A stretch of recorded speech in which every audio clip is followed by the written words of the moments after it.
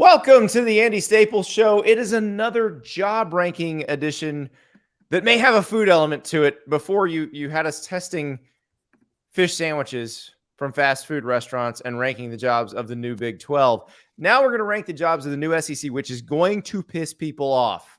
I was going through mine. I was trying to put it together. And oh my Lord, is it going to piss people off? Andy, I don't think so. I think everyone will be fine with it. David Ubben, you know better than this. They'll Ari, you know better than this. And then we're going to follow that with our French fry style ranking, which if the little nugget of conversation we have with Max Olson last week is any indication, that is going to ignite a massive debate. I can't imagine anybody's going to agree with Max's take, so we won't have to worry about that. Well, he's in Nebraska and he loves his crinkle fries. It's okay. It's an insane I will take. say, I before we get to the potatoes, equal opportunity potato enjoyer here. This is like ranking, the top 10 meals of your life, I guess. This is. I'm going to enjoy. I enjoy all potatoes between in all children. forms. I'm sorry that I will say that the French fry ranking it did feel like choosing between children for about the first half or so, and then it goes downhill.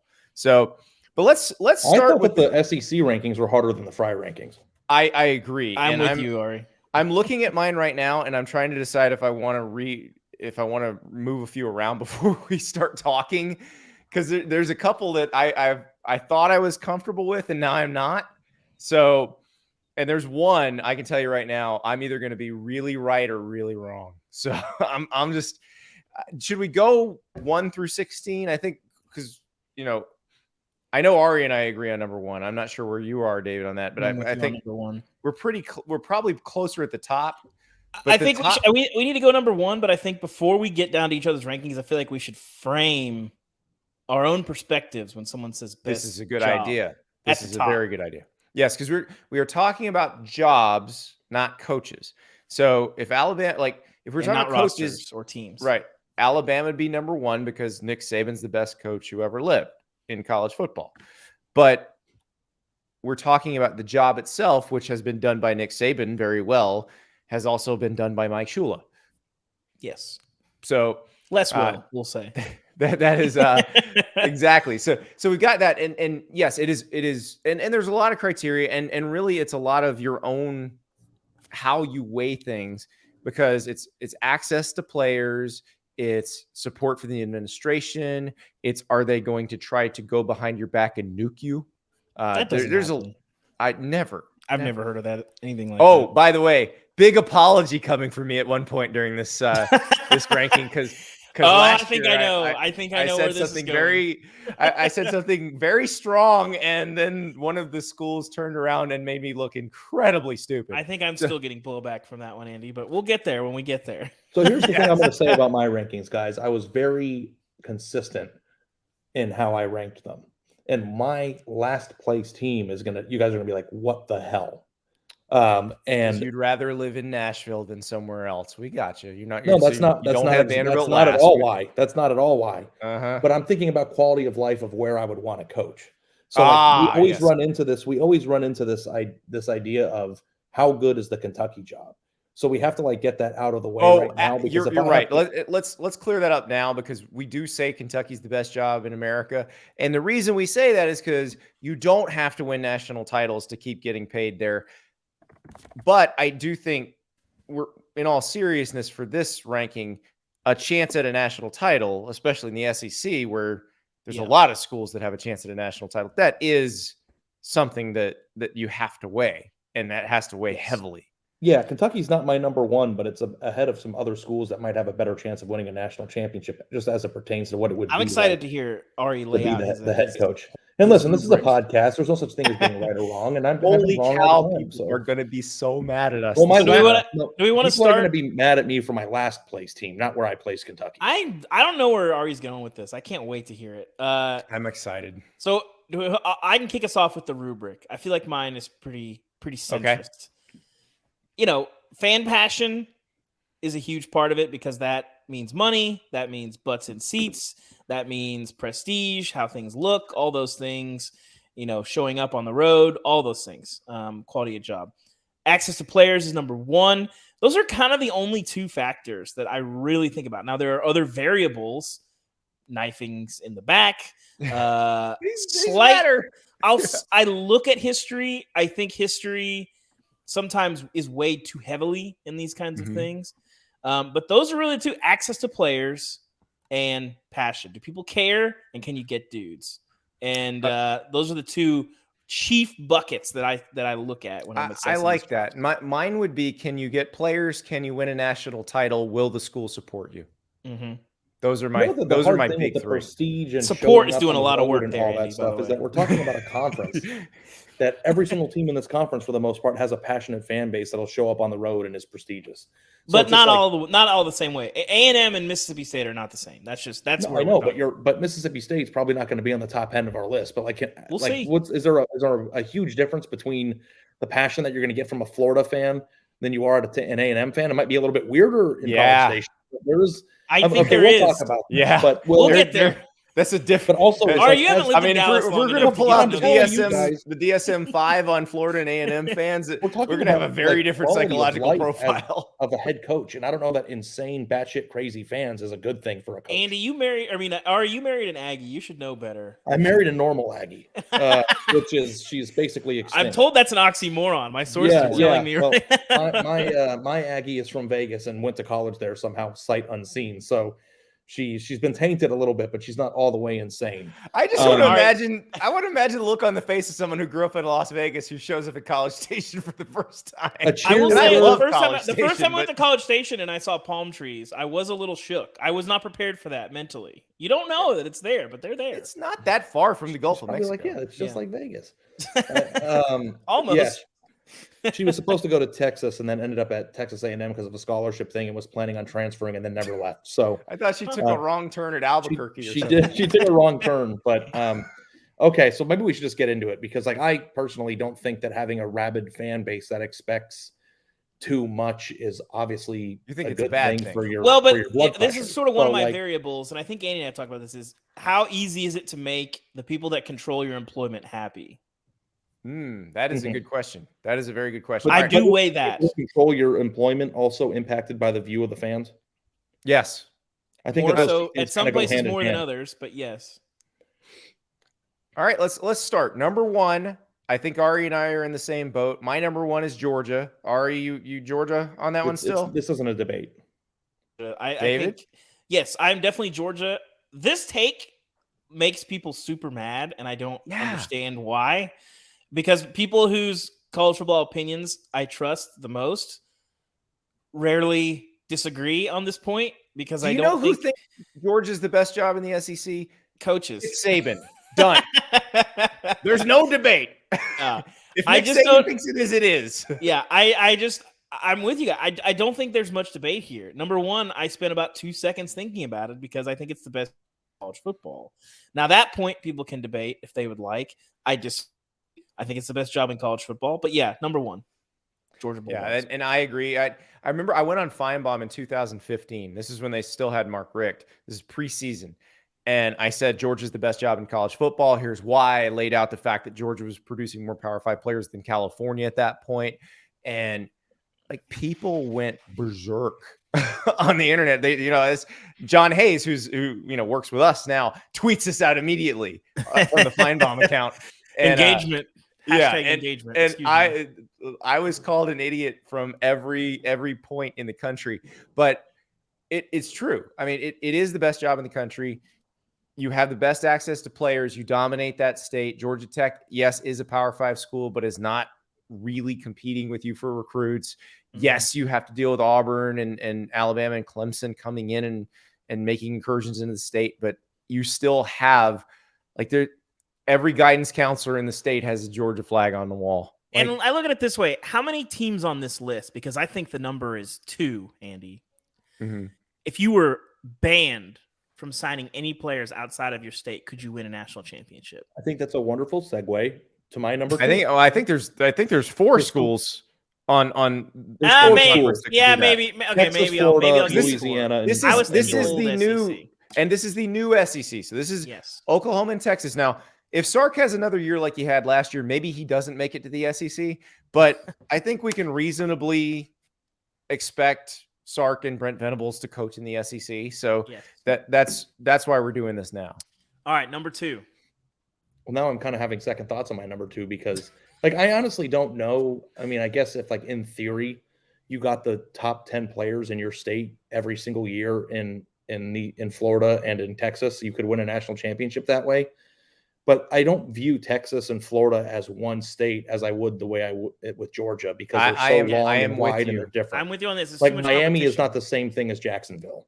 No. And it's just like, and I know Pennsylvania is also kind of like this culturally, where Pittsburgh and Philadelphia are much different. But in Texas, the number 1 player in the state could be in El Paso, and the second best player could be in Dallas. And recruiting both of those areas proficiently is basically the same thing as recruiting your neighboring state and other schools. So more than geography, Ari, I think you have to worry, especially in Florida, if Florida State or Miami and you're Florida and they hire the next Nick Saban, that's a problem. Also UCF's a Big 12 school now, so they're recruiting profile changes. And every other school in America recruits Florida. Right, it's not like it's just the Florida schools.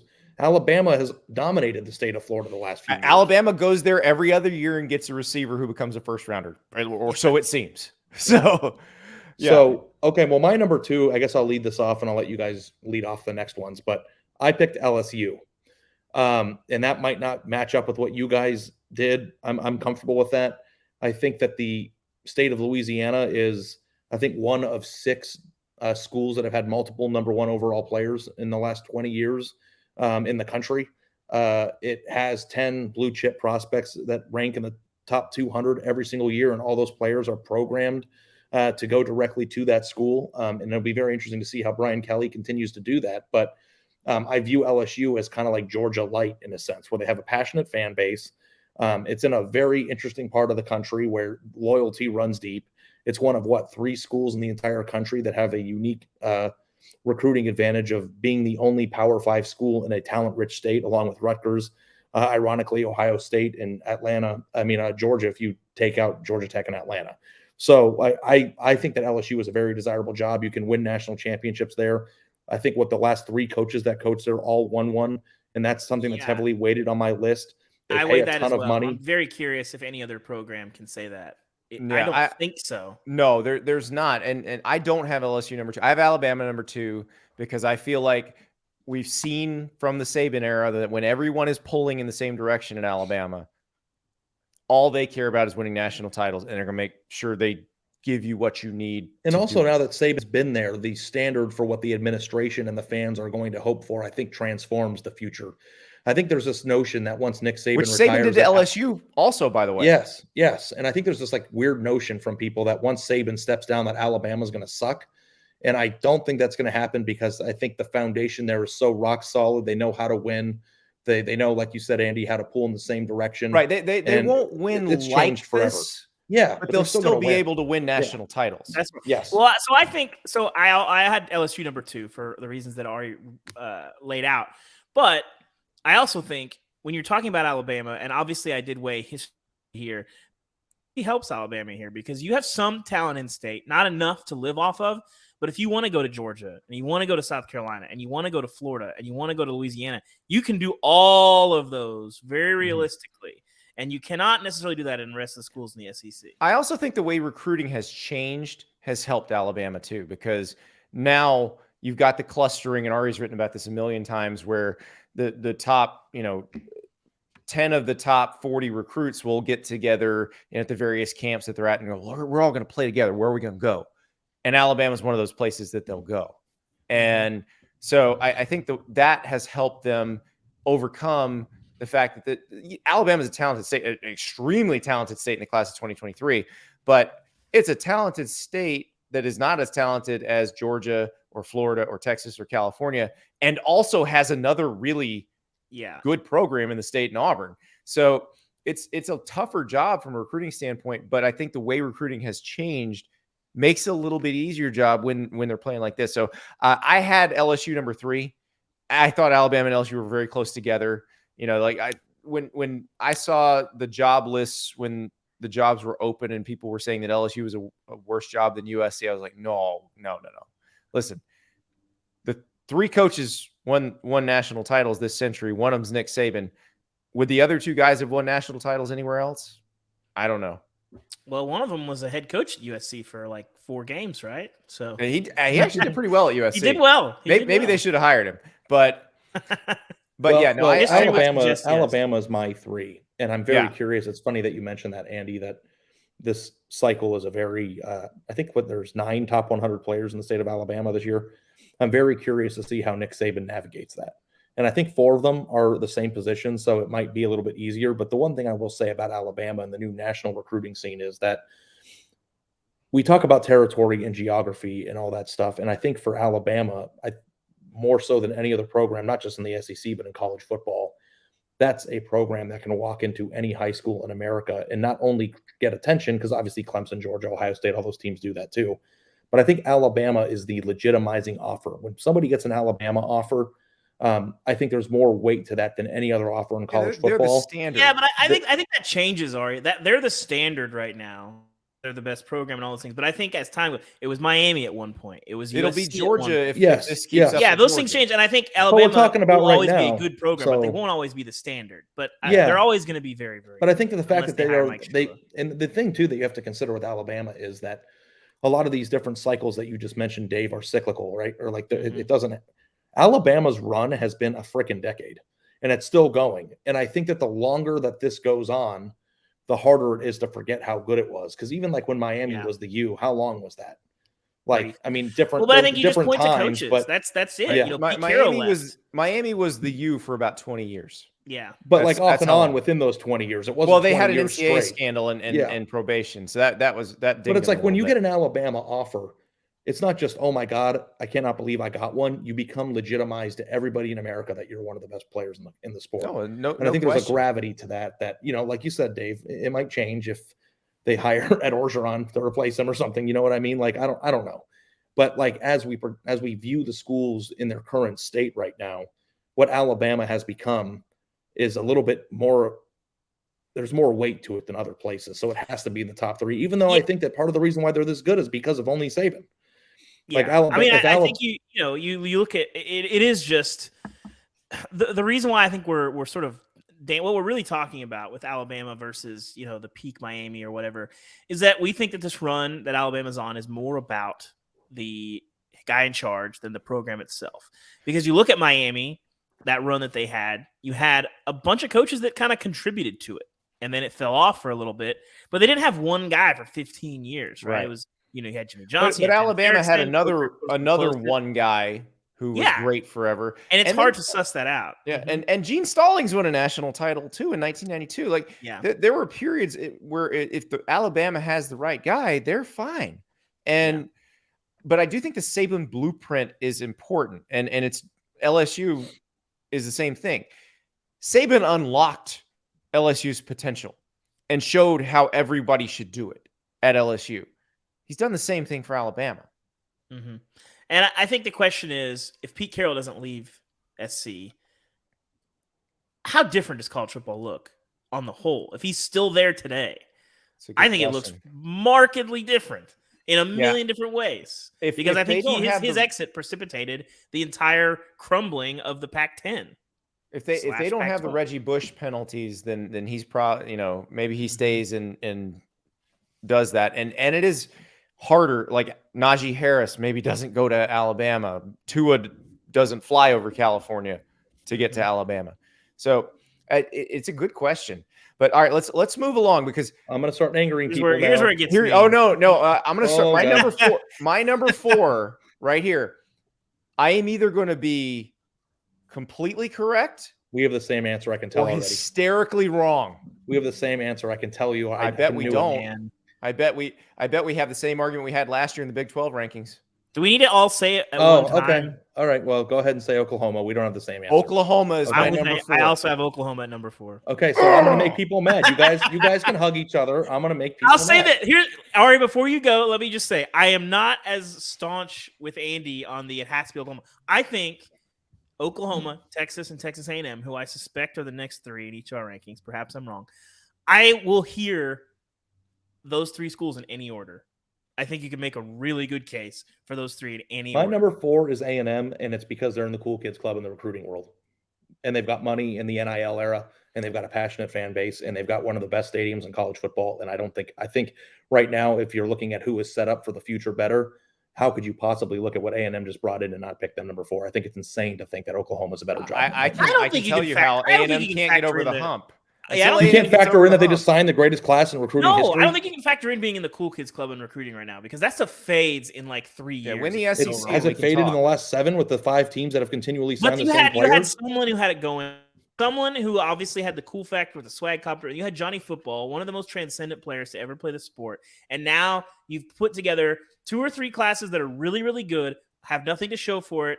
And, they have a ton of talent, but also like the A&M jokes are still there because they haven't done anything, and they're not going to go away until they do something, which this is the first time they've signed a class that is comparable or better to Alabama. Yeah. This is when the thing takes off. When they get over the hump, and they will at some point, they'll be number 2 in this race. What's the hardest thing to do, guys? Get over the hardest thing to do to jump from number 10 to number 5 in the recruiting rankings? I think it is. To jump from number 5 to number 1 is absolutely insane and unheard of, and nobody does it but Alabama, Georgia, and Ohio State. So the fact that they've shown that they can do it, and maybe part of the reason for that is because of the NIL transition and because of all the oil money down there, I don't know what it is, but the fact that they did something that no other program can do, that you can count on one hand, like automatic, like they've signed a better class. They've got more top 100 players in their class this year than Oklahoma might have had in the last 3 years combined. If they win the West this year, then I'll make them number 2 next year. But maybe they won't win it until they get over the hump. They're down here. They're down further until they get over the hump. I'm waiting on the A&M. I'm with you. I factored in ceiling. Ceilings matter the most to me in these rankings, and A&M ceiling is off the charts. But higher than Oklahoma's. Yes. Okay, so flip your rankings then. No.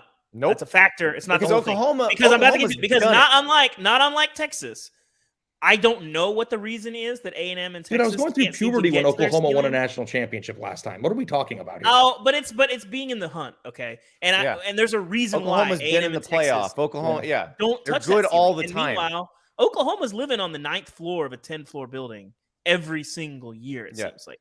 Yeah, I mean, it's been that way for decades. Always good, with the exception of the 90s. Like for the rest of the history of college football, Oklahoma's good now, boys. I know, Ari. I agree with you on paper. What are we doing here? And part of this is Oklahoma being the anti-Auburn, in which alignment allows you to max out your potential. I think that's a huge part of it. Everybody pulling in the same direction. If you had to take money out of your pocket and invest in one of these 2 schools for the next 10 years, where would you put your money? Oklahoma.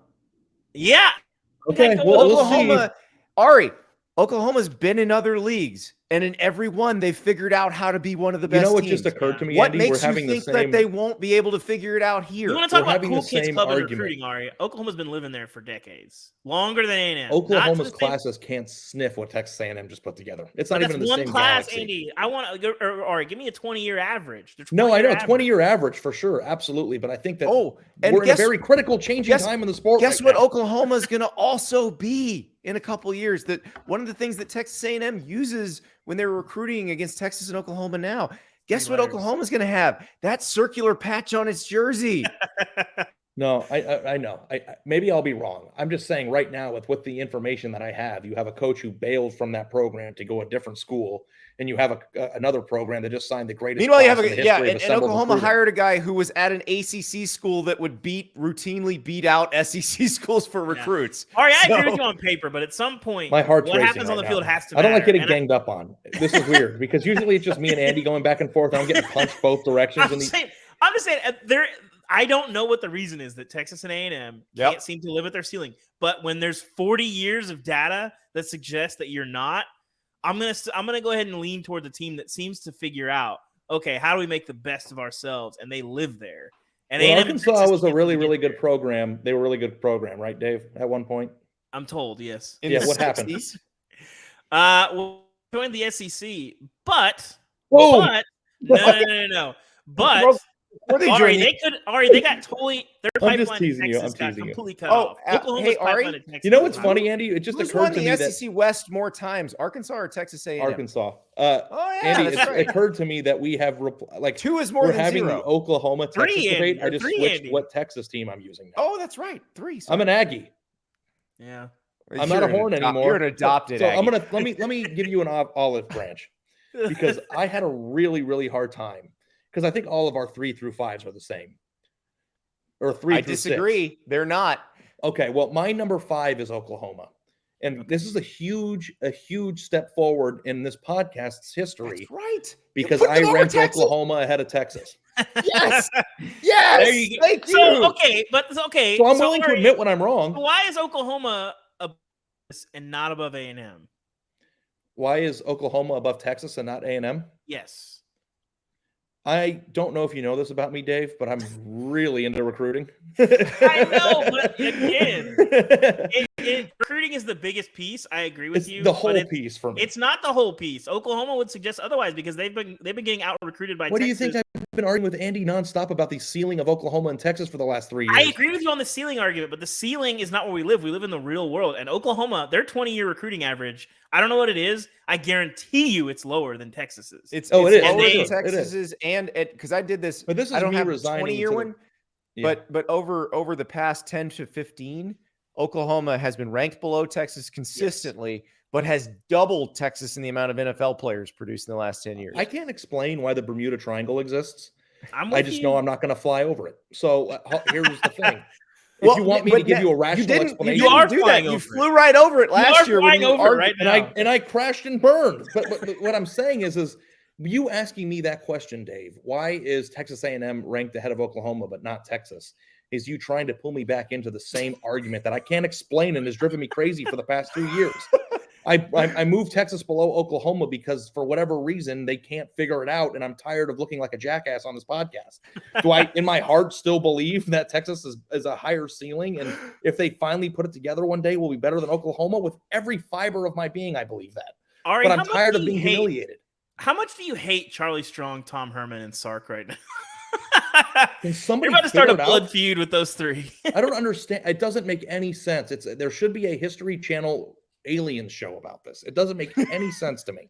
I will say on the Charlie Strong front, I maybe wouldn't want my biggest booster to come out and say I'd be a fine position coach or maybe a good coordinator like a couple weeks after I took the job. But that kind of stuff doesn't happen at Oklahoma. But we definitely need Giorgio. If that's the thing. Everybody says too many cooks in the kitchen. There's all these generalities of pulling in different directions. I want specifics.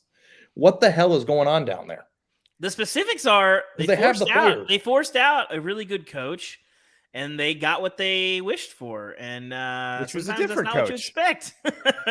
Yeah. All right. So I have A&M number 5 as well, because I do think once A&M gets over the hump, I just need to see them get over the hump. I will make A&M either number 2 or number 3 probably in this. I actually have Texas over A&M for this reason, and basically this reason alone. Ari, you talked about Louisiana kids being programmed to play for LSU. Well, in the state of Texas, there's a lot more horns in Texas. If you're not in an Aggie family, you don't really care about the Aggies. You probably hate the Aggies. If you're just a kid coming up, Texas is they're the flagship. They've had more, success in the last 20 years, at least winning a national championship. Vince Young, all that stuff. A&M had Johnny, but Johnny, I don't know that there was a lot about A&M that if you weren't an A&M fan, you cared about. I think Texas reels in fans. Guess what? Those casual fans grow up to be 4-star recruits. And I think you have an in with a lot more kids if you are wearing the horn than you do if you're an Aggie. It's narrow, but it's close. I have Florida above Texas. I have Florida number 6 and Texas number 7. But I think Florida and Texas are very similar jobs. Yes. I think you're correct in what you're saying there, Dave, about the Longhorns and the Aggies. I went to a camp in Dallas a week and a half ago, and there were 9 top 100 players there, and every single one of them brought up A&M without being prompted on it. But that's stuff. I'm talking about culturally. That stuff. Ebbs and flows. But I'm saying I think that it's ebbing really hard towards A&M right now. Right now, yeah, I think it's there. It's close. I don't think they're there yet, not culturally.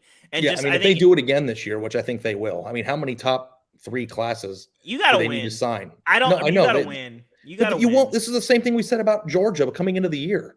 I said with the amount of good players on their team, it's literally impossible that they won't win a national championship. But Georgia had a different level. Georgia had a different level of legitimacy because in year 2 they outplayed Alabama in a national championship game, a game that everyone knew they should have won. They coughed it up. There were as many Georgia jokes, though. Yeah, they were, but that gave them a lot of legitimacy. A&M has gotten run off the field by Alabama in the years when they were good.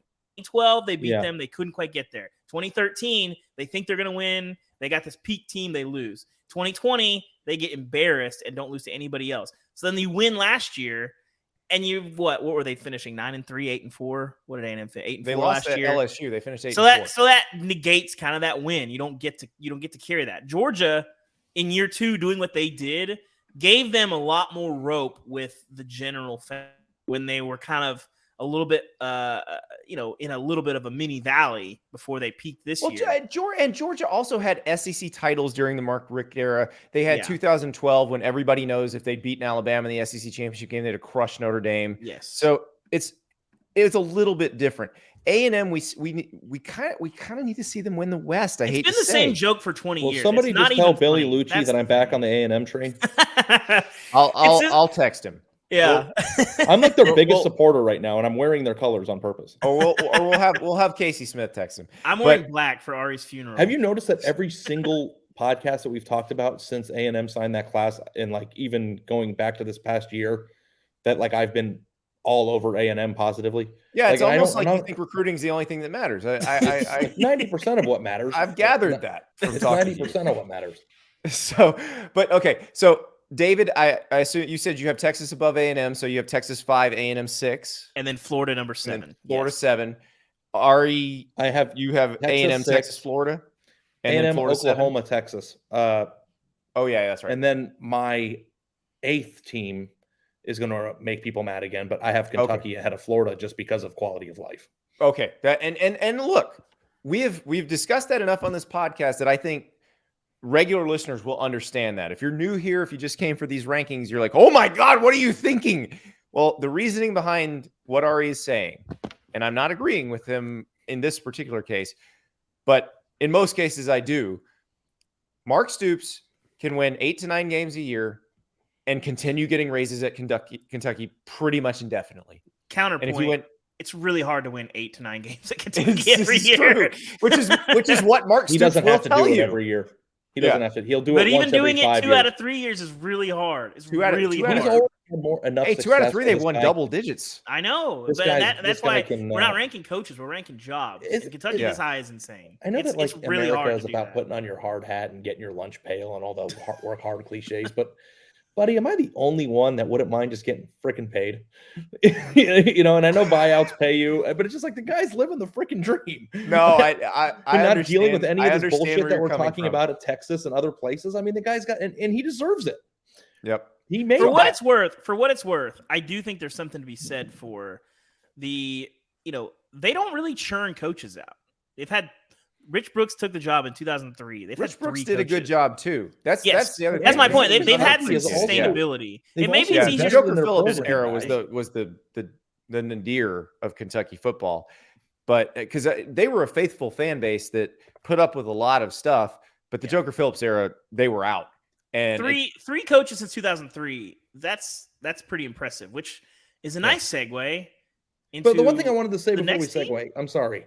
The next 2 that are the same job, essentially. I will say that one thing that we haven't said as a group here that I think we need to make mention of is when you're ranking jobs, you also have to take into account investment in the program. And Kentucky has invested into their football program to make sure that it wasn't a joke. And I don't know if you guys have walked through those facilities there. Oh yeah, but they're beautiful, and they've done a very good job of supporting on that. I'd have to plead ignorance. It is basically it feels relatively new. It is new. It's early Stoops is when it got started. Yeah. They started redoing the facility and the stadium, and it's Mitch Barnhart's done a really good job with that program. He's the AD. He's the longest serving AD in the SEC, and institutional alignment. Yeah, I mean that's a university pulling in the same direction. Okay, let's get to this. So I had Florida number 6 and Texas number 7. To be perfectly honest, I think they're the same job at this point. It's one of those that they're both much harder than everybody thinks they are. Yes. Question before we go: do we need to make a graphic of the 3 of our lists next to each other for socials that we get yelled at? Absolutely. Tomorrow. Okay. Absolutely. So we get roasted. I figured as much. So do we want to get into it, Andy? Let's do. I will accept any argument that Texas is a better job than Florida, but I think they're basically the same job. Yeah. Okay. So, Andy, you got killed last year for suggesting, or was it 2 years ago? I forget the timeline. It was last year. Yeah. It was last year. First, Auburn was a better job than Tennessee. I think they're pretty close. But we talked about in this podcast, I don't know why Texas A&M can't seem to get over the hump, can't seem to live at their potential. Right. I know why Tennessee can't. They've been hiring bad coaches. The true test of a coach is what happens to you after you get fired. Where's Derek Dooley? Where's Butch Jones? Where is Jeremy Pruitt? Right. Lane Kiffin is not a precise example. You've been hiring bad coaches. Yeah, well, Lane Kiffin got hired by USC. Yes. That's he didn't bad get luck. fired. That's bad luck. That's tripping and falling into 3 coaches in 3 years. That's a problem that you dealt with in the worst possible way by making a bad hire. So I have Tennessee above Auburn. I'm guessing, Andy, that you have issued a mea culpa and have moved. I'm issuing the mea culpa now. I wanted to talk Texas and Florida first because I have them above. Okay, sorry, I think I'm ahead of you. Yeah. Go ahead. So I've got Florida 6 and Texas 7. Again, feel free to flip flop those if you want. They're both much harder than people think. The Florida job, everybody's like, it recruits itself. No, it doesn't. Florida State and Miami do not recruit themselves, as you have seen over the last 10 years. You have access there. If you get somebody that's really good down there, and maybe that's Billy Napier, maybe that's Mario Cristobal, you can turn it into a Death Star in a hurry. Mm-hmm. But there's too many people coming to pull guys, and if you suck, you're not going to get guys. Now, I will say, in my criteria of does the university do the best it can to try to help you? Complete 180 now. And I'll give you an example. This is so like Urban Meyer had to beg them to build what they called a front door to the football facility. Because used to be, if you want to go to the coach's office, you had to walk up this like back stairwell that was dusty and nasty. So they built a glass encased trophy case room so that people could walk in. But it still paled in comparison to these palaces everybody else had built. And so now they're building they'll have a football facility starting this season so that like players won't have to walk across the most crowded road on the campus to go to practice. Occupational hazard. So right. And so that sort of thing matters, but little things matter too. Like, for example, Dan Mullen's staff was consistently dealing with players getting parking tickets because of where they parked their mopeds. And they'd say, don't park your mopeds there, but players wanted to park because it was easier. And so there was tickets and all that. Billy Napier gets there, and suddenly that parking area is a moped parking area that players can use. Like, sometimes it's not that hard, guys. It's not that hard. You can be the most powerful person on your campus and flex without making enemies. That's called being a good politician, which is very key to being a good cultural head coach. Well, I think Scott Strickland, their AD, also, he's had to work a lot in terms of fundraising to give Billy Napier the kind of staffing he wants. Mm-hmm. And this is staffing, and this predates Scott Strickland, but Will Muschamp was told no when he asked for this. Jim McElwain was basically told no when he asked for this stuff. And Billy Napier comes in and says, do you see yourselves getting your butts kicked on the recruiting trail by Georgia and Alabama? What's the difference in the recruiting operations between you and them? Well, it's pretty significant. So if you'd like me to take this job and have a chance, then I would like to have an operation that looks like those. And they had to raise a bunch of money to do it. So we'll see what happens. If let's say this works and they are continuing at that kind of institutional support, then I will put Florida up higher because, yes, they have access to a lot of good players. Can I interject something here? Yeah, go ahead. I was on the phone with Arch Manning's coach 2 days ago, and he was Which is a great story. Good story, Artie. Yeah. Yes. Thank you, guys. I appreciate it. I was a little bit concerned that people were going to read it and be like, I didn't learn anything, but I've gotten some good feedback on it. Gushed about Florida staff in their recruiting department and how much things have changed there in such a short amount of time. And I think that anybody who's paying even 5% attention to what Florida is doing now, just in the magnitude of players who are just going to campus and visiting, it seems like it has turned around in the snap of a finger. So you heard it here first. Arch Manning to the Gators. Yeah, well, I mean, I think that Arch Manning might want to visit them. I would want to visit them. I believe in their operation. We've talked about this. We mentioned it when Billy Napier got the job. I think he understands how to win in the SEC. Understanding it and being able to do it might introduce you to. But at least I might introduce you to a man named Jeremy Pruitt, who definitely understood how to do it and could not do it. Have you guys noticed how quiet I've been the last 2 minutes? I'm worried because I'm really afraid about like my list. Like I'm like panicking, especially because you said to compile it so people can see them. Yeah, buddies, that's all the fun. I do not have Tennessee or Auburn next on my list. Well, like I feel like Texas. Let's talk Texas first. Okay, and I'm gonna excuse myself. You've explained yourself, and I think you've come around, and you're now where David and I are. Texas should be the number 1 or number 2 job on this list. It should, but for whatever reason, it's super hard to win there. Yeah, it doesn't matter. Like, I can't explain it, but yes. Yeah, and Ari, you said I want specifics. I do too. We all do, but I think for the purposes of this debate discussion, it doesn't matter because it's hard. And until somebody can make it look easy, like Mac Brown did, it doesn't matter. Bill Powers, I don't know how spiritual Lost you guys Odds, Mac Brown, institutional line. I don't know how spiritual you guys are. And, we hit on taxes on the last show I was on. So why don't we talk about God for a minute? I don't know what you believe happens when you die. I don't know. Everybody's got their own opinion, and I respect everybody's opinion. I don't know what happens when you die. But I do have heard the old myth. You go to Franklin Barbecue and you're at the front of the line? You get 3 questions to God about something that you want explained to you from the earth. One of my questions is going to be like, what the hell is wrong with Texas?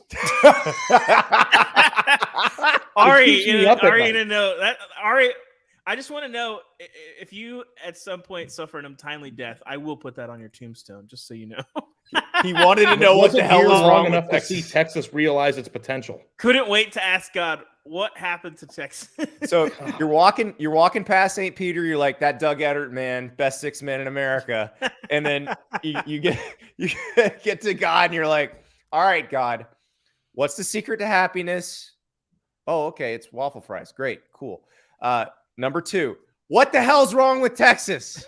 Did you see Tom Herman at Chili's Houston? Make a 3,000 calorie hamburger? Oh man! All right. So we've beaten Florida and Texas to death now at this point. So now we get to my apology, which I think is going to lead to a longer apology on the internet tomorrow by Ari. But we'll start with my apology. And so I'd like to apologize to the Tennessee fans because I was very wrong last year. I said Auburn is a better job than Tennessee. This is when both jobs were open. I said, how in the world can you possibly say that Tennessee's a better job than Auburn? Auburn's had 3 undefeated seasons in the last however many years. Or I guess it was 3. 93, 2004, 2010. So 3 undefeated seasons under 3 different coaches. Another coach took them within 30 seconds of winning the national title. That was Gus against Florida State. And then I haven't even mentioned Pat Dye. And I'm like, so this must be a better job because whoever gets it has a chance to succeed and at least has a year or 2 when they do. And Tennessee, meanwhile, was on this horrific run. And look, they tried to knife Tommy Tuberville in the back. They went up and tried to talk to Bobby Petrino, but that was a different era of college football. What we saw with Brian Harsin in the last, couple months, no, sir. That is not a better job than Tennessee because Tennessee and David, I'll go one further with the I know why Tennessee was bad. Mm-hmm. You're right. You do know why. But the other reasons behind that are they were churning through presidents. They were churning through people at the top. There was infighting among their biggest donors. Mm-hmm. So the AD was always in a bad spot. It feels like whether that's from the top or what Danny White has done since he took over as AD, just coming in as an outsider and being able to say, hey, can we stop all this? Let's just try to pull in the same direction. That athletic department feels completely different now. Yeah, so I'm torn on this because it felt completely different when Phil Fulmer took over and they had all the craziness of the search and people were like, well, we trust this guy. This guy has Tennessee's best interest at heart.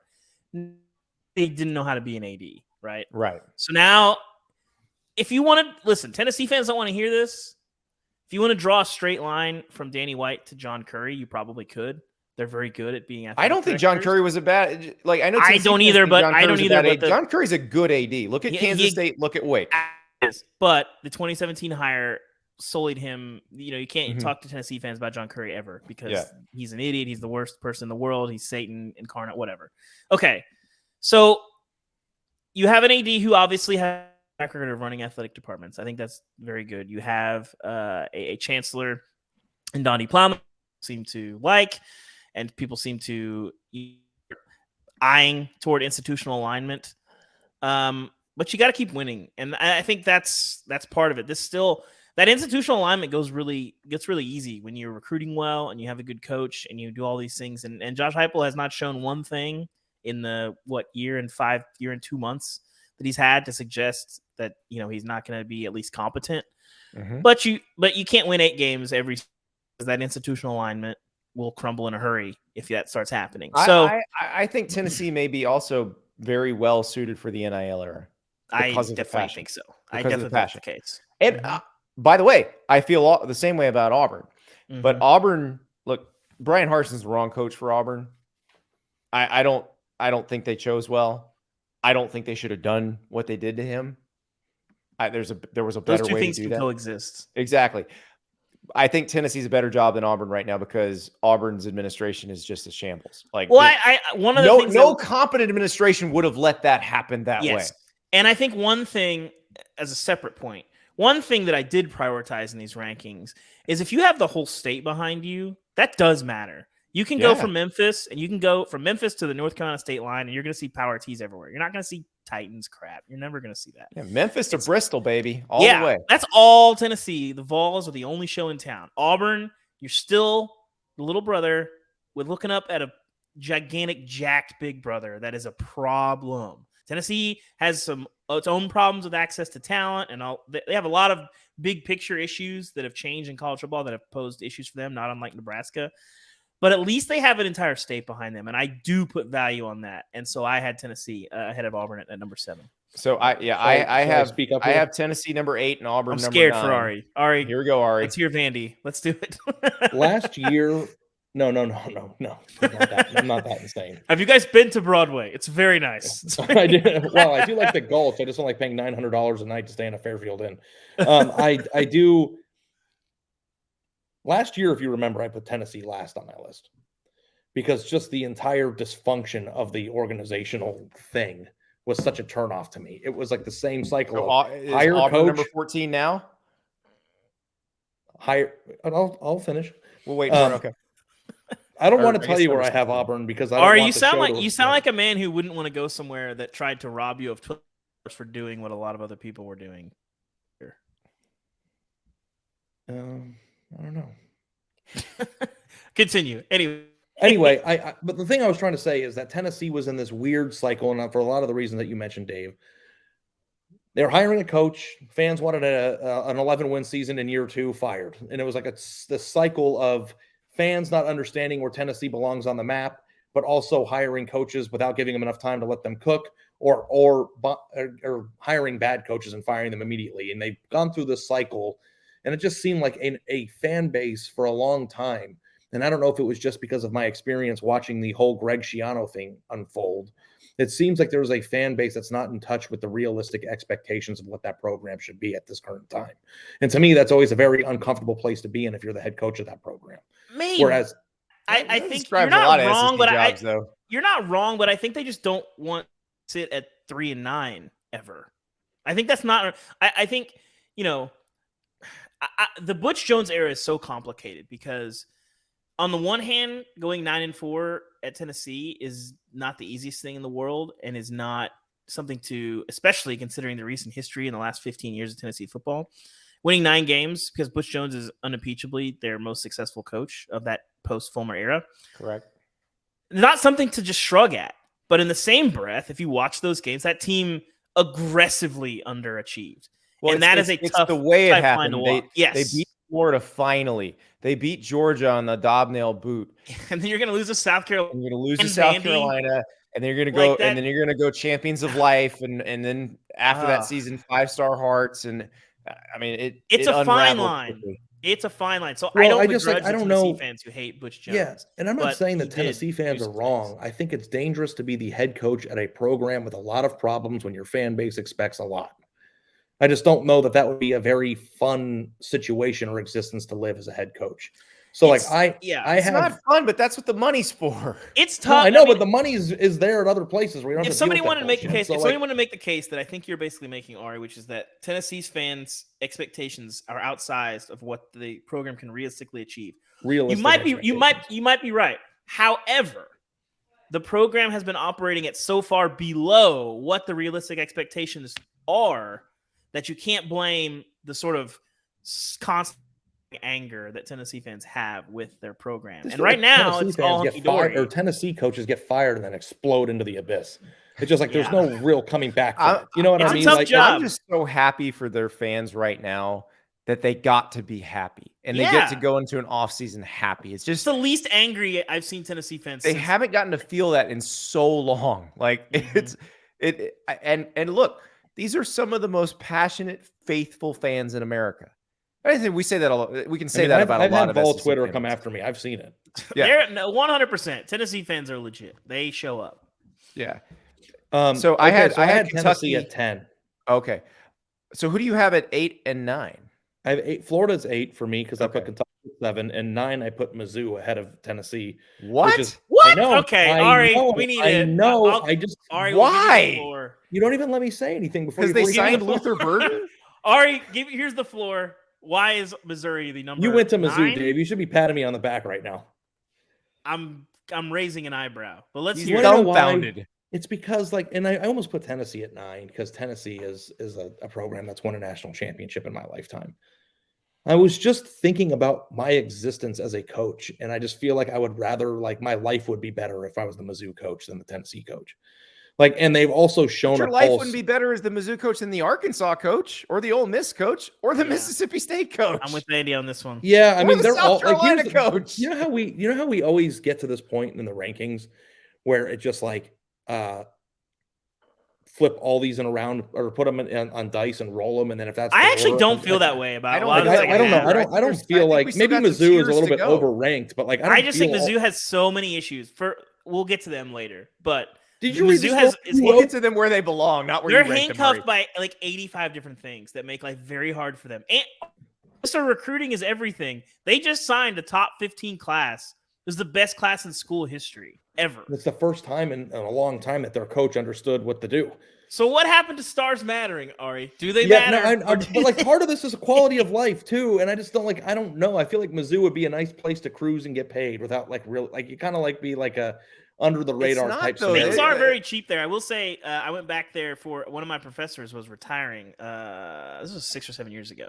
I went back there and colleagues. I hung out with Robert Mays of the NFL show. We were hanging out with a couple other former Mizzou writers back in the day. We spent an entire day watching NFL games at this sports bar on campus. My bill, we got a bunch of burgers, a bunch of fries. My bill at the end of the day was $12. We were there about 7 hours. You can build a castle with a moat around it as the Missouri football. But ask Barry Odom, you don't really cruise there. Here's where I kind of erred here, guys. I was trying to make a point that Tennessee would be miserable, so I put a team ahead of them to illustrate that. I think working at Tennessee would just be awful. So maybe I should have put Ole Miss or Arkansas ahead, but to me, I don't feel very passionate about any of those 3 places. I think so. If you were the Tennessee coach and you listened to talk radio, you would be miserable, but you don't have to do that. I know, but I feel like the existence of the last 3 Tennessee coaches has been horrid. But but they were bad coaches again. Yeah, they don't know how to run a program. I just if you're a good coach, you can be good. Open your Twitter account, follow the AD, follow the president, follow 4 key donors, and then shut the app and never look at it ever again. Never. Don't read anything. I mean, I think that's easier said than done. Don't listen to talk radio in town. People send you mean tweets. Do you not read them? I read every single thing somebody says to me. If it's something that I'll. If people are just piling on over something stupid, I'll generally not look at it. Somebody tweeted at Andy yesterday, like, "Oh my God, Ari on another podcast, my ears are bleeding." Like I read everything, so I retweeted it naturally. Yeah, of course, because you had to make me feel worse about myself. And buddy, if your ears are bleeding because of me, then I got a real nice suggestion for you. You can shut the show off and then wait for me not to be on. Ari, you gotta hit him with understand that you've seen Private Parts, right? Where they do the listener survey and they're like, 50% of the people say they listen to it, they love him and they listen to him because they can't wait till they hear what he says next. And then 75% of the people say they hate him. And 100% of those people say they listen because they want to hear what he says next. That's you. Yeah. Well, I hope that's the case. I feel like sometimes people make me feel bad. So like when I feel bad, like I can't imagine what it would be like if Vol Twitter hated me every single day of my existence. Ari just described the Bush Jones era. Yeah, pretty much. Yeah, I just I don't know. He lived that. Dude, pretty much the person that put Kentucky at number 7 for quality of life, and then you're freaking out because I don't have Tennessee right behind. He went from the king of the town to public enemy number 1. The second they lost to South Carolina. Also, like, I make mistakes sometimes, and I don't keep up with things. But like, where are the last 3 Tennessee coaches right now? I can break that down for you. Yeah, break it down for me. Are they like? Do they even have jobs? So Butch Jones is Arkansas State's head coach. Had a very bad first year. Did not go well. He was in. The joke is that he was an intern at Alabama. He was just an analyst and off-field coach. I think because Nick Saban used the word intern one time, and Tennessee fans thought it was funny and just ran with it. I'm not going to deny that it is kind of funny. It's also a little mean and not accurate, but whatever. Derek Dooley earned a reputation as one of the least accomplished position coaches in the NFL. If you were ranking one of the most underachieving position groups in the NFL, the Dallas Cowboys wide receivers would be up there, would they not? He had a real lengthy run there. Well, what happens if you have Kirk Cousins as your quarterback? They went a long way where it did not work. It did not go well for them. So he left there, and then he was with the Giants for a while. And then the Giants, obviously, Joe Judge fired. He was sent to pasture. Jeremy Pruitt was a defensive analyst, off-field person, working with I think the linebackers with the Giants last year, and he also he's sort of in limbo now that Joe Judge has been cleared out. They were on the same staff last year with the Giants. Jeremy Pruitt's still figuring out what he wants to do. I've heard some various rumors about where he may or may not end up. I don't think you'll see him in college for quite some time, maybe a few years. Shoot me directly into the sun. I will say I do think you'll see Jeremy Pruitt be a big time defensive coordinator at some point again. Yeah. In college. Yeah. So anyway, that's where they ended up. So if you guys want to get upset, you can flip Arkansas with Missouri, and my list doesn't change. Like Arkansas. No. You're gonna have to. Yes. So number 10, where are we at? I had Kentucky behind Auburn at 10. I had Arkansas at number 11 because I do too. We agree. They are a place that will give you what you need. Mm-hmm. The problem is you don't have a lot of access to players. Yes, I guess I'm on an island for number 10. I mean, there's nothing more desirable on the face of the earth than taking a job at a program that gets their head beat in constantly every year because they're in a conference aren't equipped to compete in. My number 10. Awful. Yeah, but that's pretty much everybody from here on out. Yeah. Not on my list. Maybe Ole Miss. Have you noticed that I haven't said anybody yet? Is there somebody missing from mine? I'm surprised because I much about history. I care a lot about passion and access to talent. I have South Carolina at number 10. I think your ceiling is pretty high there.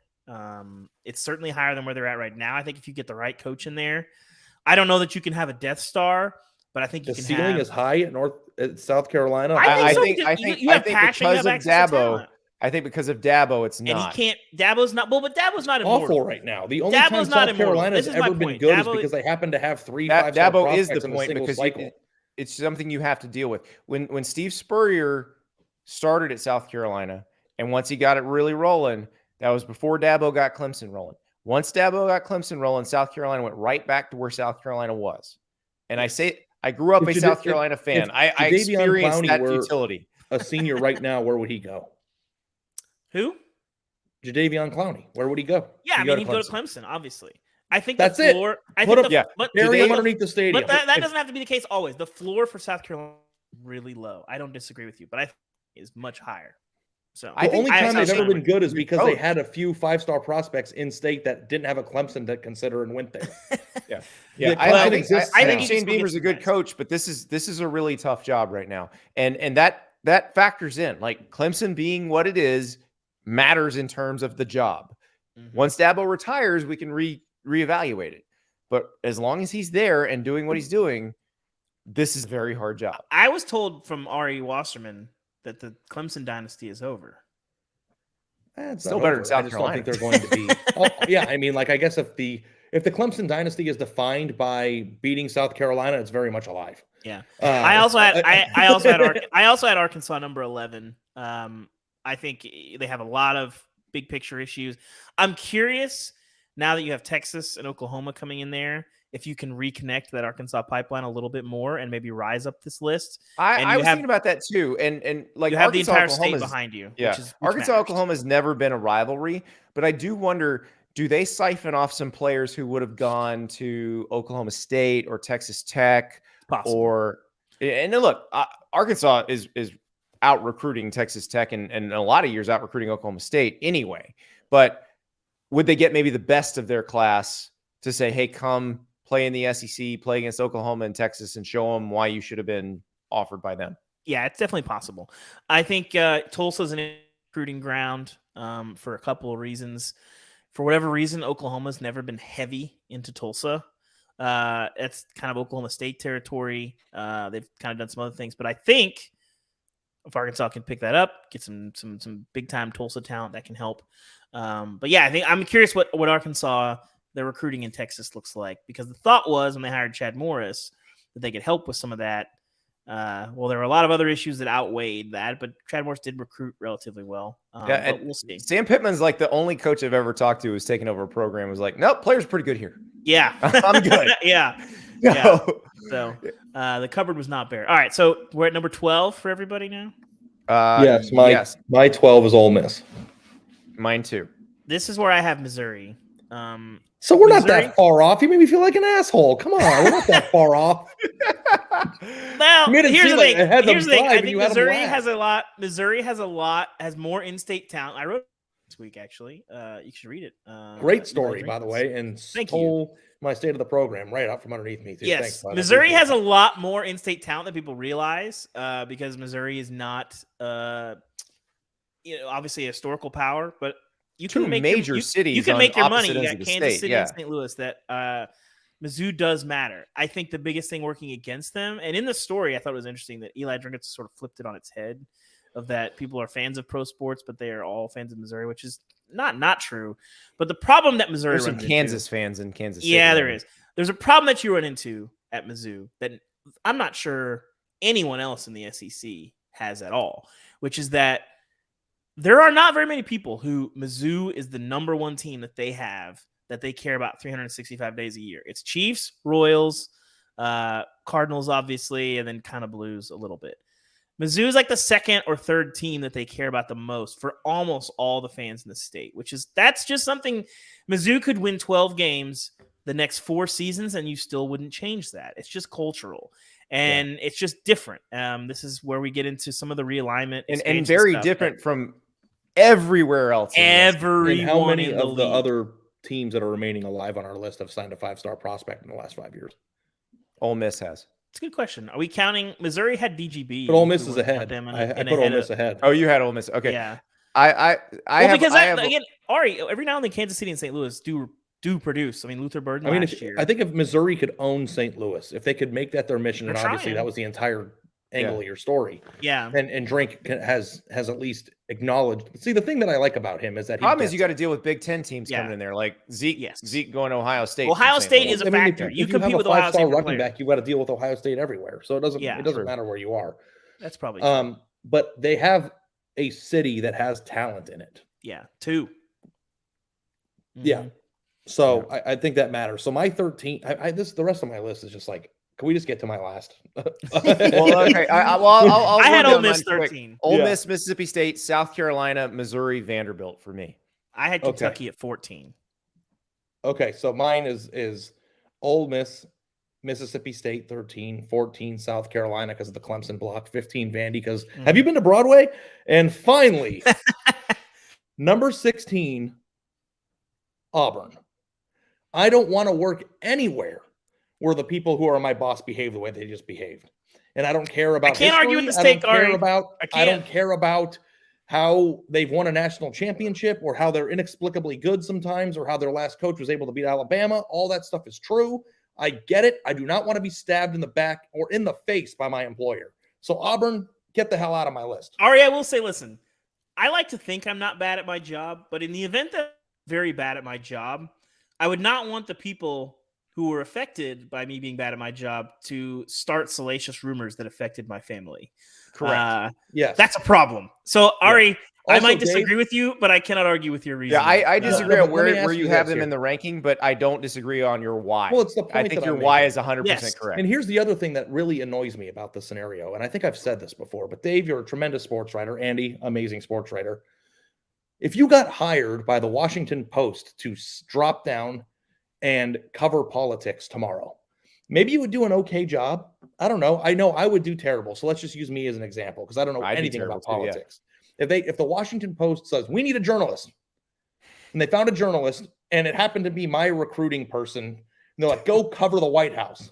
And then they hired me to do that job. And I obviously took it because they offered me a heck of a lot of money. What was the star ranking of the Secretary of the Interior? Yeah, no, but like I'm saying, like I would take that job probably because it's the Washington Post. They probably tripled my salary. It's a prestigious institution and everybody would want to work there. Kind of the way that Auburn is to a group of 5 coach. And then they hate him for his inability to do the thing that they should have hired for. It makes no sense. They hate him for being the guy that they hired. You hired this person with this background that was going to approach it this way and probably said so in the interview, and then you hang the guy because of it? Come on, get out of here. Well, again, I just think that stuff crossed the line so far. Like, I'm surprised he's going to work, guys. I would leave. That stuff. You just be like Peter in Office Space. You go gut a fish on your desk and just walk out. The thing is, we've seen similar things like that. Today. When we've seen similar things like that, the reason they come out, Ari, is because they're true. That is so far beyond. I felt angry for him. I hope that Auburn doesn't win ever again because of it. And I don't have a dog in the fight. A lot of hate. No, I mean, it's like it sucks for their fans because their fans have nothing to do with this. Right. They have a great fan base. They're loyal. It was disgusting. Do any of this. It was disgusting. That is wow. So be last on my list. I don't care. And you can post this graphic on the internet and everybody can freak out at me. I'm going to own Ari Wasserman, I hope Auburn never wins another game. No, I mean, listen. The people until their staff changes. I hope that the people who run the show change so that we can. That's disgusting to me. Yeah, I have no issue with your why. Like again, I wouldn't put him 16, but I don't blame you because quality of life. Quality of life can mean many threats from everybody who went to Auburn for the next 2 weeks. But, I don't think you will though. I think there are a lot of Auburn people who agree with you. Yeah, who are angry about the way this was handled. Yeah, you can hate a guy's coaching job and think he sucks, and that's part of the deal. Well, that was not part of the deal. That's not what you signed up for. How often do you feel bad for a coach? Not very. Because I never do. But I felt terrible for Brian Harsin and all that was going on. You got fired? Enjoy your $30 million buyout. I genuinely feel bad for Brian Harsin. Ari stars matter. Andy, that's what the money's for. I was with Andy most of the time, but that time you're not paid to do that, to endure that. No, and your family shouldn't have to go through that. And it's just like that week I was writing because it sounded like they'd made the decision. I was like, okay, they're going to pay his buyout and that'll be that. And then when they decided they're too cheap to pay his buyout, I'm like, come on, you put him through all that? I wonder if he'd be able to win a lawsuit over this. Yeah. It's just unbelievable. We have to move on to French fries now. Yes. This is now that we got Ari good and lathered, we're fully ready for this. Now let's talk about the important stuff. All right. So where this started is we were doing our fish sandwich spiel last week, and I had gone to Arby's to get the fish sandwiches, and I noticed a sign on the window that said, we now have crinkle fries. And I'm like, why in the hell would you serve crinkle fries when you already have curly fries? It's a great question. I've seen this sign. I've eaten those very crinkle fries. They're fine. They're crinkly. Yeah. Right. But curly fries are better. Like, inherently better. So why would you order crinkle fries? Why would you offer crinkle fries when you can offer curly fries, or when you already offer them? So, and that it's your signature item. I would hate to tell you too, but crinkle fries are like at the bottom rung of fries too. I know you love them. No, I mean curly fries. That's the curly whole point fries. of this I'm just saying your like obsession with curly fries. I'm like, I would put them at the bottom of the trash can next to crinkle. Oh my gosh, Ari. No. And by the okay, we'll talk about this, but are seasoned fries? Seasoned fries and curly fries the same or different? I had a really hard time with this. No, because Checkers has seasoned fries and aren't curly fries. Okay. Yes. Perfect. Okay. Is seasoned fries a type? I may have to change my list. Well, is garlic fries a type? Or cheese fries a type? No, it's a type of potato. No. Regular curly fries are a thing, but you would have a hard time finding those at any normal establishment outside of like a diner or something. Yeah, I've been to a couple. When we're talking curly fries, I'm talking specifically Arby's. Okay. So, yes. So do we have? Should I add into mine? Because like if you said seasoned specifically, like a Checkers or Rallies, if you're on the West Coast, that fry is a really good fry. Tremendous fry. I need to put that on my list. My pregnant fiance. I almost feel like through a Checkers, and I said, "Have you ever had these before?" And she said, "I've never had them before." And I took her through the drive-through and she was like not eating fries at the time. I said, I'm going to get a small and you're just going to have one. Your daughter is made of Checkers fries. No, she only wanted to eat one because I said, you have to try it. I said, then I'll order a small and we'll throw the rest in the trash. You have to eat it. She ate it and she goes, And I was like, who am I marrying? Oh, Britt and I have to talk. Oh my. Wow. Man. All right. So do we start at the top of this or do we go from the bottom to the top? I mean, we all can agree that Crinkle's bottom. At the we'll bottom, go bottom. Right? Let's start from Crinkle's the bottom. Not at the bottom, Ari. It is. There's one below it for me. How many did you guys go out to? 10? I went 10. I did 10. I'm losing one because there's really not an example of this anywhere in fast food. I had Matchstick at number 10. Yes. But nobody serves those. So I'm going to put that seasoned fry in somewhere higher because it deserves to be. Yes. I wasn't sure if that's something because seasoning is different, But I kept the Matchstick mostly because I'm a big steak frites guy. If it's on a menu, I'm probably going to order it. And if you're going steak frites, they're going to be Matchstick fries. So anyway. my number 10 is shoestring. Like this is like Steak and Shake fries. They're horrible. Like order 2 burgers. Don't even bother with fries. My number 10 is steak fries. I'm a texture boy. What can I say?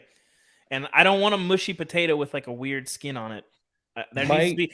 Yeah. I should not. Basically, if I can eat these fries in silence, I don't even want to eat them. You should be able to hear me eating these fries. See, I love steak fries. I love when you can dip them in the steak juice. I'm out. So my steak fries actually finished number 3 on my list. I'm out on number 10 for me is crinkled because they're trash. Yeah, they are trash. And that's why that's why they're number 9 on my list. Fries are every single fry.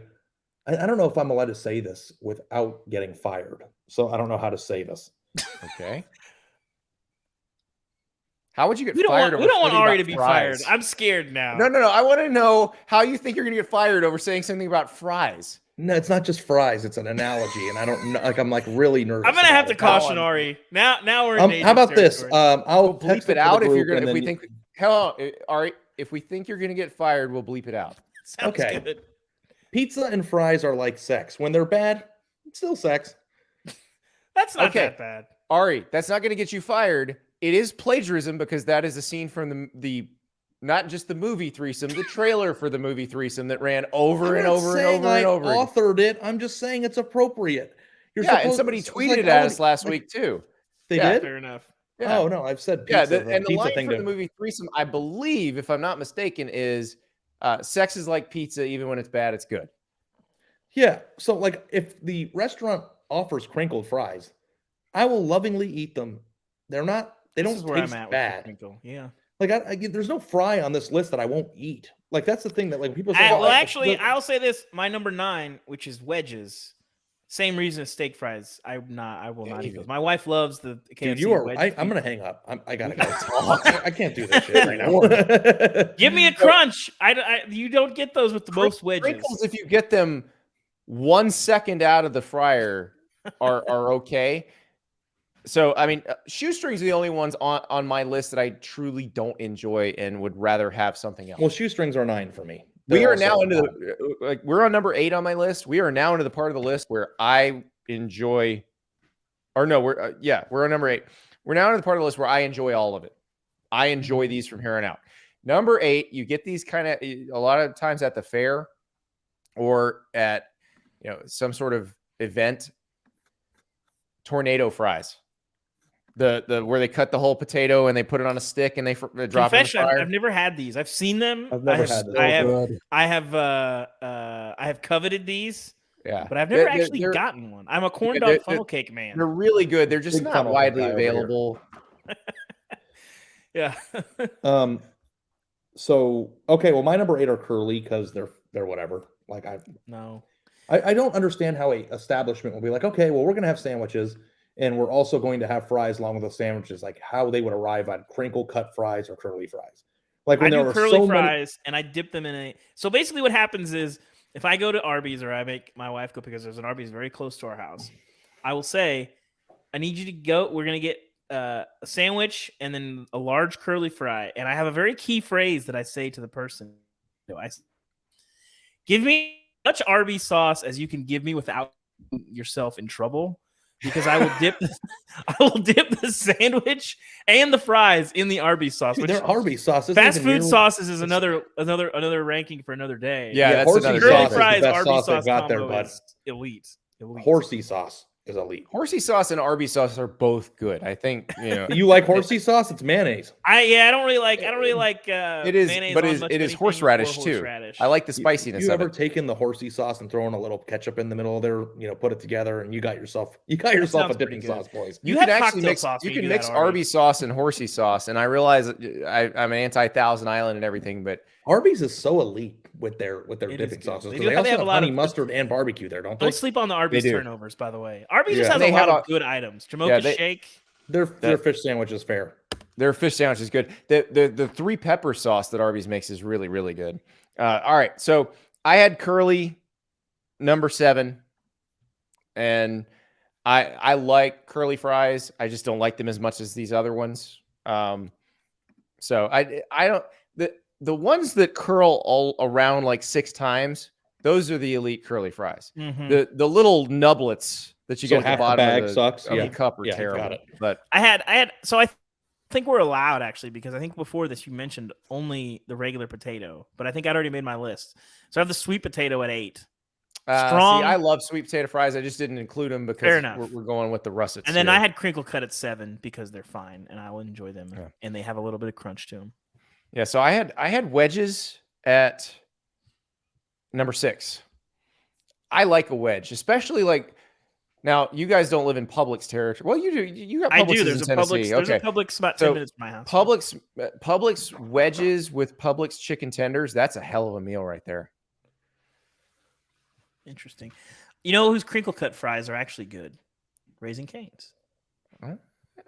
It's another thing where it's like you go to Raising Cane's, like why would you choose this? They have great sauce. I would dip my finger in their sauce. Their sauce. Well, why is Cane's choosing it? Is what Ari's asking, and I get that question. Like, what kind of fry can we throw in here? Oh, the worst kind of fry ever to go with the best chicken tender. Get out of here! It is. All those chicken tender places feel the need to have crinkle cut fries, which is a problem for me because I don't like slaw, so I go double fries, no slaw. So I'm just, but at least Cane's makes up for it with elite toast. You got the toast. Oh, it is fantastic. Sometimes I go double toast. Yeah, my number 6 tots.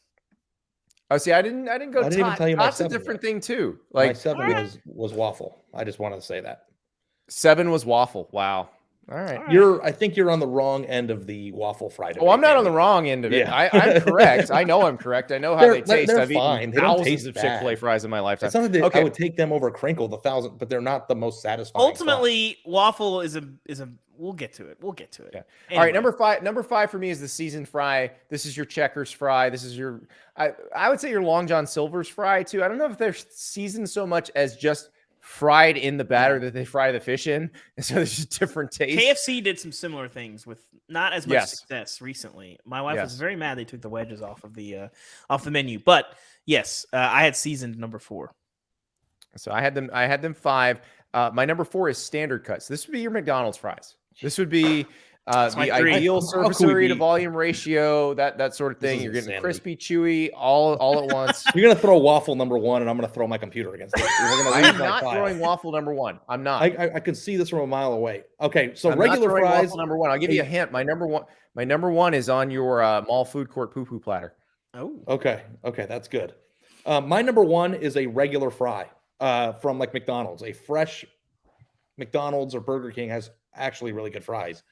My number 2 was seasoned. My number 3 was steak. I'm just naming the ones that you guys were. And the reason why steak fries are so good is because there's no better complement to a steak than French fries, in my opinion. And French fries at steakhouses are elite level fries because you're not getting them at Runza. Like, you're getting them at a steakhouse. And then my number 4 is tots, and number 5 is wedges. So like, you are all like, we've already eclipsed mine. I had so my standard, the McDonald's fry is the number 3. I had curly at number 2, and Ari, do we need to call a repairman? Because number 1, listen, the waffle fry is a master of American engineering, because if you put that fry in a little bit of sauce, those little pockets, suck it up, you pull it up, and that the efficiency. I'm talking about the way I did my rankings, and I don't know how you guys did it. It's the same thing that Andy pulled with the fish sandwich. You can't rank the fish sandwich because of something else that they put on it that has nothing to do with the fish sandwich. I rank my fries by which ones are the most enjoyable by themselves. I can eat Chick-fil-A waffle fries, but that efficiency. I could put down. Stetson Bennett has never seen efficiency like a waffle fry being dipped. I eat waffle fries plain. I'll dip them in ketchup. I'll dip them in Polynesian sauce. It does not matter. My rankings are which ones are plain the best. I will dip anything into anything. I love a good dip. Waffle fries to me are great plain. They're elite dipped in ketchup. Yes. And so they are my number 2 with the Chick-fil-A fries. So you'll look me in the eyes right now, Andy, and say the waffle fry at Chick-fil-A is better than a fresh fry at McDonald's. That is absolutely 100%. Ari, if you ask me, it's not even close. Yeah, if you ask me 100 times, would I rather get fries from Chick-fil-A or McDonald's? 100 times I'm going to Chick-fil-A. Look on Ari's face right now is killing me. 100 times. I honestly don't know who you are sometimes. Neither of you. I mean, I would like to go back in time and eat the 1990s beef tallow McDonald's fries, and maybe we could revisit this. But I ate a lot of them, and I will tell you, sugar on McDonald's the fries? farts that lingered on the cloth seats of my Toyota Corolla in the 90s, but that were a mixture, a melange, if you will, of a 20-count chicken McNuggets and a supersized fry. Like that sounds like an early 2000s punk song, Andy. It's the deadliest fart. Seats of my Toyota Corolla. It is the deadliest fart you will ever produce, and that never comes out of upholstery. Never. Oh man, okay, well, Ari, I'm sorry. I know. It's disappointing. That's all. All right, let's get my number 1, and this started when Ari sent one of those. Here's all these fast food fries. Rank your top 3, and I said Five Guys doesn't belong on this. It was one of the choices. Doesn't belong on it because it's a different price point. But we're not talking about fast food fries here. We're talking about fries. We've mentioned steakhouse fries, that sort of thing. So the fresh cut fries, either at a Five Guys or at one of those mall food court places that claims to be all about serving Phillies, but you really went there for the fries. Those fries are the best fries. Like when I go to Five Guys, I get the large fry, which is they fill the cup with fries, then they dump that in the bag and then they fill it up again. And that's your, I eat the whole thing. It's probably made for 6 people. I eat the whole thing. I didn't know how to rank those, but they should have been on my list. You're right about that. Those are good. That's an acceptable answer. At least you didn't come out with some bull crap there, but like, God, there's nothing more. There's no better French fry than a McDonald's fry. Well, if I could track down at the junkyard my Toyota Corolla, you would be able to smell so many beef tallow McDonald's fries that you'd be in heaven, Ari. Just heaven. All right, ladies and gentlemen, we have ranked it all. It's been amazing. That's 24 rankings. If we did coworker rankings, you guys would be at the bottom after some of those crap. Well, David, fast food sauces next week. Ari Wasserman, thank you so much. If Ari will speak to me again, we'll talk to you again on Monday.